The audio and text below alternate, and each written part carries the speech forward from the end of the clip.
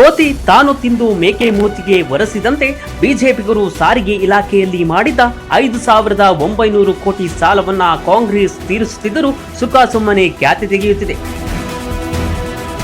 ಕಾಂಗ್ರೆಸ್ ಸರ್ಕಾರ ಜನಪರ ಕಾರ್ಯಗಳನ್ನ ಮಾಡುತ್ತಾ ಬಂದಿದೆ.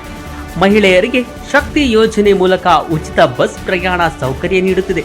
ಅದಲ್ಲದೆ ಸಾರಿಗೆ ನೌಕರರಿಗೆ ಕೆಎಸ್ಆರ್ಟಿಸಿ ಆರೋಗ್ಯ ಯೋಜನೆಯನ್ನ ಪರಿಣಾಮಕಾರಿಯಾಗಿ ಅನುಷ್ಠಾನಗೊಳಿಸಲು ನಿಗಮವು ಪ್ರತಿ ವರ್ಷ 20 ಕೋಟಿ ರೂಪಾಯಿ ಮೀಸಲಿಟ್ಟಿದೆ.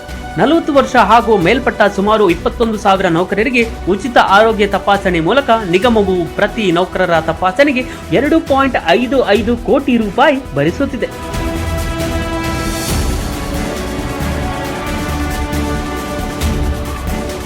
ಪರಿಹಾರ ವಿಮಾ ಯೋಜನೆ ಮೂಲಕ ಈವರೆಗೆ 24 ಸಿಬ್ಬಂದಿಗಳ ಅವಲಂಬಿತರಿಗೆ ರೂಪಾಯಿ 24 ಕೋಟಿ ಪರಿಹಾರ ನೀಡಲಾಗಿದೆ. ಹೃದಯಾಘಾತ, ಕ್ಯಾನ್ಸರ್, ಸ್ಟ್ರೋಕ್ ಮತ್ತಿತರ ಕಾರಣಗಳಿಂದ ಮೃತಪಟ್ಟ ನೌಕರರಿಗೆ ಪರಿಹಾರವನ್ನ 3 ಲಕ್ಷದಿಂದ 10 ಲಕ್ಷಗಳಿಗೆ ಹೆಚ್ಚಿಸಲಾಗಿದೆ. ವಾಹನ ಪುನಶ್ಚೇತನ ಯೋಜನೆ ರೂಪಿಸಿ 1227 ಹಳೆಯ ವಾಹನಗಳನ್ನು ಪುನಶ್ಚೇತನಗೊಳಿಸಲಾಗಿದೆ.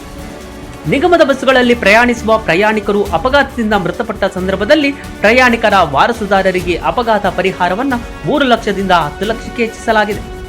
ಸಾರಿಗೆ ವಿದ್ಯಾಚೇತನ ಯೋಜನೆ ಮೂಲಕ ನಿಗಮದ ಸಿಬ್ಬಂದಿಗಳ ಮಕ್ಕಳಿಗೆ 2.51 ಕೋಟಿ ಸ್ಕಾಲರ್ಶಿಪ್ ನೀಡಲಾಗುತ್ತಿದೆ.